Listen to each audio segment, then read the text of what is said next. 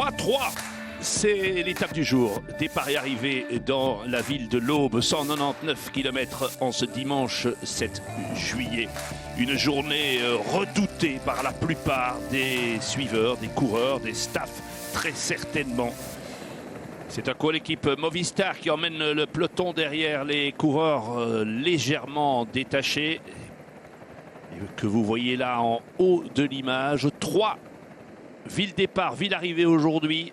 200 km au menu, tout dans l'Aube, en Champagne donc. Les chemins blancs, pour la première fois, s'invitent au menu du Tour de France. 14 secteurs. Le premier dans une trentaine de kilomètres. Remco très bien placé derrière absolument l'équipe Visma.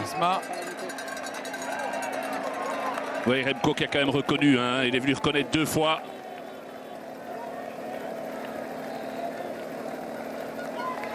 Il est là à droite de l'image. Aïe, aïe, aïe. Et voilà, embouteillage complet à l'arrière pour la Pera, pour Meintjes. Ouais, ça monte à pied à cet endroit-là. Donc, ah oui. Van der Poel. Attention, il est plus. Et Remco Evenepoel juste devant le maillot jaune qui remonte comme une fusée. Pour le moment, c'est avec distinction ça. Ça explose derrière, il va y avoir une cassure ici. Regardez, ça casse, oh là là, ça casse dans le peloton, ils sont plus très nombreux. Ah, il y a des leaders qui ne sont pas là. Il y a des leaders qui ne sont pas là. Et où est Roglic? Est-ce qu'il est là, lui? Non, Roglic n'est pas là. Pas de Roglic, il y a Vingegaard, il y a Pogacar, il y a Evenepoel, il n'y a pas de Roglic. Remco Evenepoel attaque. Attaque de Remco Evenepoel. C'est pas vrai. Si, mais allez, bien. Monsieur le réalisateur. Eh oui, attaque de Remco Evenepoel. Ça, qui s'attendait à ça? Remco Evenepoel attaque à 77 km 500 de l'arrivée, personne ne prend son signal. C'est du tout grand Remco Evenepoel. Oui, mais il y a des équipiers, attention. Attention. Bah oui, mais enfin. Bah oui, mais c'est bien de voir ça. Allez, Remco, on en garde quand même.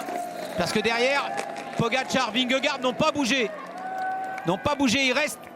Ils restent avec leurs équipiers. Mathieu, l'atout, ce serait une attaque de Mathieu Van Der Poel qui serait vraiment le choix idéal. Et le relayer. Mais Mathieu Van Der Poel, il a bien vu qu'il y avait des équipiers pour Vingegaard et que ça allait rouler. Roglic, c'est toujours là. La question qu'on doit se poser, Pogacar et Vingegaard n'ont pas voulu ou n'ont pas pu? Moi, je pense qu'ils n'ont pas voulu. Je pense. C'était bien évidemment difficile, mais ils n'ont pas voulu. Landa est encore là. Rodriguez. Quel numéro quand même, mais il faut oser. Mais ces types ont un culot incroyable. Regardez cette attaque, la fusée Remco Evenepoel. Eh oui, et vous savez, ça fait 8 jours qu'il se contente de suivre. Et c'est pas dans son ADN. Remco, c'est comme ça qu'il veut être. Comme dans une classique.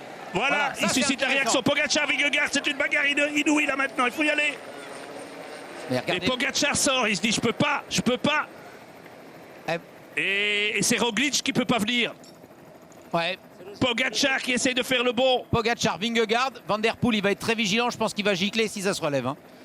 Mais les équipiers de Vingegaard vont quand même vouloir rester là. Donc, et c'est Roglic qui fait l'effort maintenant. Ah, il doit. Oh là là. Pogacar, Vingegaard lancé à la poursuite de Remco Evenepoel. Mais quel match, Là, c'est des champions. Là, quel spectacle. Ah oui. Et quand on en a un tout seul, c'est embêtant. Quand on en a 2, c'est merveilleux. Quand on en a 3, c'est fantastique. Ah oui, c'est clair.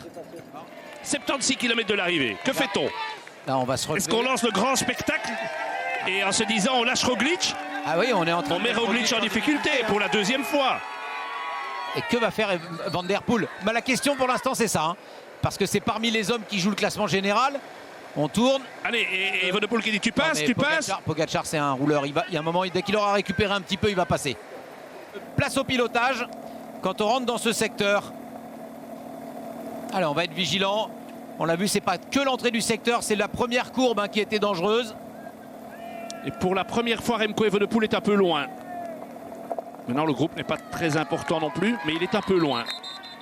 Attention, c'est ce virage-là qui était dangereux. Van Aert avec son pilotage, très à l'aise. C'est passé, Christophe Laporte, c'est sorti dans les cailloux là-bas, un peu derrière. Voilà, Remco. Et voilà, problème pour Remco Evenepoel. Aïe. Il a glissé dans le secteur. Oui, c'est un problème de pilotage, mais il n'était pas bien placé, Remco. Attention, il faut se replacer avant la sortie du secteur. pour pas prendre ce petit vent de côté. Hein. On l'a dit dans ce secteur, on va prendre vent de côté à la sortie du secteur 8. C'est important d'aller se replacer, Remco, si on peut. Mais quand vous voyez comment Vingegaard, par exemple, a pu compter sur un Van Aert pour le remonter de manière exceptionnelle. Et attaque Matthews. Mais ça, partir en chasse-patate tout seul, 1 minute 20 derrière l'échappée, il faut quand même avoir un gros moral. Hein. Mais le but, c'est sans doute de susciter une réaction. On voit un Uno X qui y va. Et Van der Poel, il est magnifique. Attention. Van der Poel y va, il n'y a aucun des 4 fantastiques qui y va. Aucun. Alors, parce que là, vous écoutez. On est tout le monde très vigilant. Attention, c'est peut-être maintenant que ça se joue. Là, c'est le classement général, c'est la victoire d'étape. Hein. Tous les hommes du général sont là. Oui. Matthews a donc déclenché ça. Avec qui? Avec Tiller. Ouais. Ramses Tiller. Et puis Girmay Van der Poel. Voilà, c'est parti. Là, c'est parti. Ça, c'est l'étape qui joue. Pogacar attaque, Remco est un peu loin. Attaque de Pogacar. Vingegaard est là. Vingegaard, Jorgensen la porte. Vingegaard avec 2 équipiers. Vingegaard, il ne peut pas pour l'instant suivre Jorgensen. Attention, attaque de Pogacar. Remco, il est très loin là. Et Remco ne peut pas y aller. Il est trop loin. Il revient sur Ayuso et Almeida. Ouais, mais on va pas. Il faut revenir au moins dans la roue des Ineos. Hein. Quelle bagarre de nouveau à 21 km. Attention là, les Jumbo. Et c'est le trio. Ils doivent regarder derrière. Il faut relever pour attendre Vingegaard. C'est une erreur. Vingegaard ne peut pas y aller. Erreur de Laporte et de Jorgensen. Laporte fait le. Mais il y en a un qui doit rester. L'autre pas. Et c'est Laporte qui se relève. Jorgensen qui suit. Il saute aussi Jorgensen. Vingegaard est en train de. Pogacar est en train de faire sauter tout le monde. Jorgensen ne va pas passer évidemment lui. Hein. Ça c'est clair. Jorgensen est là. Et Laporte il est. Et Laporte va essayer de ramener Vingegaard. Et puis c'est le groupe avec. Faut que Remco soit là-bas derrière. Et il n'est pas là. Il est juste derrière Remco. Il n'est pas encore rentré, je crois. Et Jorgensen, il va peut-être devoir se relever il est avec les Ineos. Et c'est lui qui fait l'effort. C'est Remco qui fait un coup de force pour rentrer aussi. Et on parle beaucoup dans l'oreillette parce que Vingegaard est en train de lâcher prise par rapport à Pogacar. C'est Christophe Laporte qui n'a pas pu donner le relais, qui a donné l'information à Jorgensen en lui disant écoute, moi je décroche, il faut s'occuper de Jonas. Et c'est Remco. Et le revoilà. Et Remco est éblouissant. Hein. Éblouissant, franchement. Le placement, il était trop loin. On l'avait dit, il faut rester c'est dans là la qu'il route, doit travailler. Bon, il n'a pas non plus la même équipe. Hein. Et Roglic, on n'en parle pas. Il est où, Roglic? Ah mais non, c'est terminé, Roglic, pour l'instant. Attention, parce que Pogacar creuse l'écart, lui. C'est Pogacar avec 2 Visma sur le port-bagages et Evenepoel avec 2 UAE sur le port-bagages. Et un Visma, s'il vous plaît. Quelle bagarre! Ouais, mais il y a un moment, il sait très bien que s'il fait le trou, on va faire rouler Jorgensen. Et Pogacar, il va pas faiblir, mais là, malheureusement, il va être obligé d'aller dans le match. Que Vingegaard ne roule pas, je peux vous dire que attention, c'est quand même, attention, maintenant peut-être. Non, Pogacar ne veut pas. Non, mais il roule pas avec la même intensité encore. Hein. Là, si Jorgensen et Vingegaard voulaient décider de rouler, ils pourraient quand même faire très mal à Remco. Et ça va rentrer. Et il revient. Ça va rentrer. Oh là là, mais tout seul, hein. Tout seul. Ouais, mais il est grand, ce petit, il est grand. Là, voilà. Attention, regardez. Allez, c'est parti. Regardez, c'est parti. Allez, Jasper. Et c'est une flèche. Allez, Jasper à 11 km 300. Voilà. Ça, c'est à montrer dans les écoles de vélo. Hein. Et je pense qu'il y a que lui qui est capable d'y aller chercher. Je pense pas qu'on puisse aller le chercher. C'est G. Lutsenko.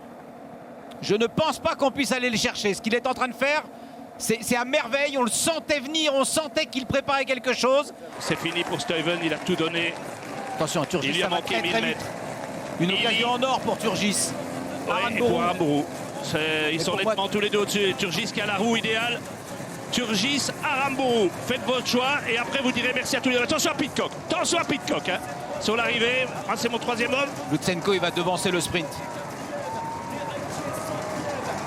C'est Lutsenko qui va attaquer. Ouais, voilà, c'est Lutsenko qui va attaquer. Bah oui, il faut. Et il attaque à la corde. Obligeant Aramburu à faire l'effort. Turgis, c'est parfait. Hein. Mais il va être enfermé, ça se trouve. Pidcock un petit peu enfermé aussi. Et maintenant Aramburu produit son effort avec G. Et c'est Turgis qui va aller gagner. Ah, c'est Turgis qui va gagner.